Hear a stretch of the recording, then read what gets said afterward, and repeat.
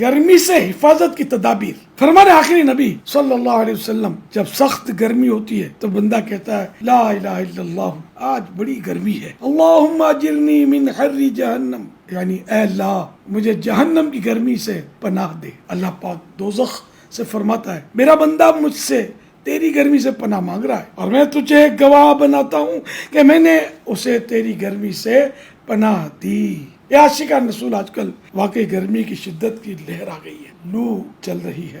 یاد رکھیے گرمی کو برا کہنا بری بات ہے، کیونکہ گرمی کا گلہ شکوہ کرنے والا ایک طرح سے گرمی کو پیدا کرنے والے یعنی رب العزت کی شکایت کر رہا ہے. گویا کہہ رہا ہے کہ دیکھو اللہ پاک نے گرمی بڑھا دی ہے. تو یہ مناسب نہیں ہے. ہر موسم اللہ پاک کی طرف سے ہی ہوتا ہے. موسم کی تبدیلیاں بھی رب کریم کی طرف سے ہوتی ہے. کبھی ہوا زور سے چلتی ہے، کبھی رک جاتی ہے، کبھی بارشوں کا زور ہوتا ہے تو کبھی خشک سالی ہوتی ہے. تو ہر حال میں ہمیں محتاط گفتگو کرنی ہے. اللہ پاک ہمیں دنیا کی شدید گرمی اور قبر و آخرت اور قیامت کی گرمی سے اپنے حفظ و امان میں رکھے. اس دنیاوی گرمی سے جبکہ اس کی شدت بڑھ جائے خاص کر اپنے بال بچوں کی حفاظت کرنی چاہیے اور ان کے لیے احتیاطی تدابیر بھی اختیار کرنی چاہیے. جب گرمی کی شدت ہو تو بلا ضرور سخت دھوپ میں نکلنے سے بچیے. مسجد میں باجماعت نماز تو ضرور ادا کرنی ہے. نماز ظہر ادا کرنے کے لیے خاص کر جاتے ہوئے چھتری وغیرہ لے لیجیے یا سر پر گیلا تولیہ رکھ لیجیے. پیاس کی شدت ہو یا نہ ہو دن میں کم از کم 12 سے 15 گلاس پانی پینا چاہیے.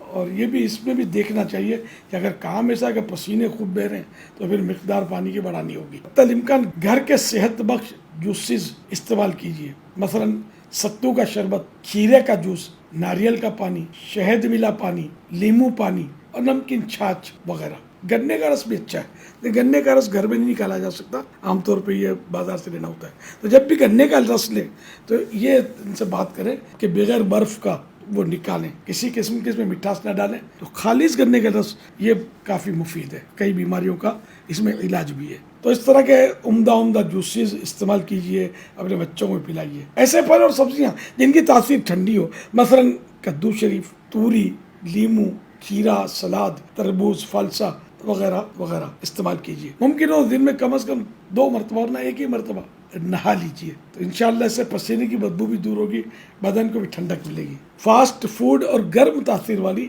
غذاؤں سے پرہیز کیجیے، مثلا پیزا، برگر، سموسے، رول، شوارما، کباب، ابلے ہوئے انڈے، کافی وغیرہ سے ویسے ہی بچنا چاہیے. اور چائے بھی اتنی مفید نہیں ہے، تو جتنا ہو سکے ان سے بچنا ہی مفید ہے. اور اس موسم میں خصوصاً گرمی کی شدت ہو تو زیادہ احتیاط کی جائے. آخر مرض ہے کہ دنیا کی گرمی کی شدت کے وقت میدان قیامت کی کڑی دھوپ اور نہ ختم ہونے والی پیاس کو یاد کر کے ہر قسم کے گناہوں سے توبہ کرنی ہے اور ہمیشہ کے لیے گناہوں سے بچ کر زندگی بسر کرنی ہے. مزید معلومات کے لیے مکتبۃ المدینہ کا رسالہ گرمی سے حفاظت کے مدنی پھول خود بھی پڑھیے اور مرحومین کے احسان ثواب کے لیے تقسیم بھی کیجیے. مفت پڑھنے یا PDF حاصل کرنے کے لیے دعوت اسلامی کی ویب سائٹ سے فری ڈاؤن لوڈ کیجیے اور دوسروں کو شیئر کیجیے.